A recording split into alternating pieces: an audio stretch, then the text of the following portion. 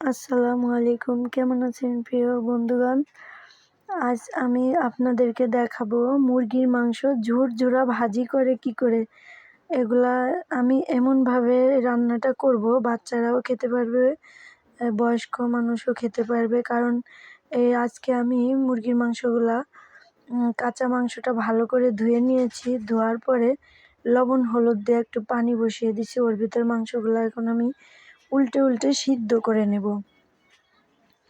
মানে আজকে রান্নাটা একটু অন্যরকম হবে, ঝুরঝুরা মাংস ভাজি করব আর হাড্ডিগুলো ফেলে দিব। অনেক সময় হাড্ডি থাকলে বাচ্চারা খাইতে পারে না বা বড় মানুষ খাইতে পারে না, এই জন্য আমি হাড্ডিগুলো ফেলে দিব আর মাংসগুলো আমি আলাদা করে নিয়ে নিব। তার জন্য আমি মাংসগুলো আলাদা করে ওটা রেখে দিছি এক সাইডে। এখন আমি পেঁয়াজ কতগুলো কেটে এখন আমি ভেজে নিচ্ছি। এগুলাকে ভাজি করার জন্য কড়াইতে দিয়েছি।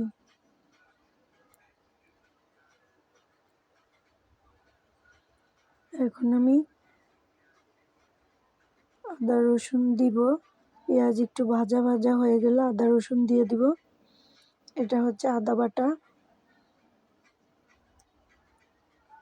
এটা হচ্ছে রসুন বাটা।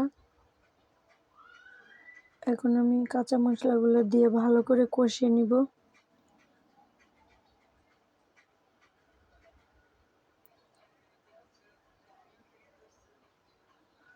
ভালো করে আমি কষিয়ে নেব ওগুলা। তারপরে শুকনো মশলা যে জিরার গুঁড়ি, হলুদের গুঁড়ি, মরিচের গুঁড়ি, ওগুলাও দিয়ে এখন আমি ভালো করে মশলাটা কষাই নিব। একদম ভাজা ভাজা উপরে তেল উঠে আসবে।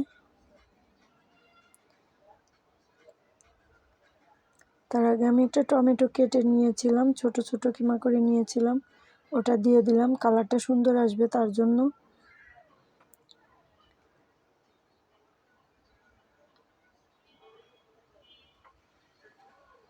টমেটোটা দিয়ে এখন নাড়াচাড়া দিয়ে যাতে টমেটোটা একদম মিশে যায়, তার জন্য আমি মশলার সাথে ওটাকেও আমি কষাই নিব।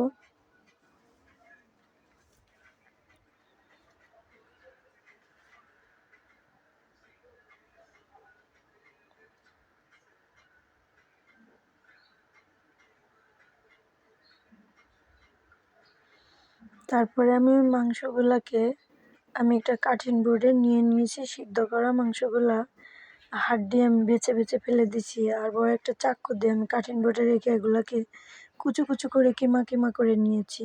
সিদ্ধ করা মাংস সিদ্ধ করলে এমনি হাড্ডি থেকে মাংস আলাদা হয়ে যায়।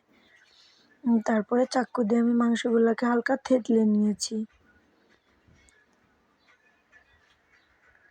থেতলে নেওয়ার পরে এদিকে মশলাগুলো ভালো করে ভুনা করতেছি, উপরে তেল উঠে আসছে। এখন আমি মাংসগুলো দিয়ে এখন নাড়াচাড়া করব,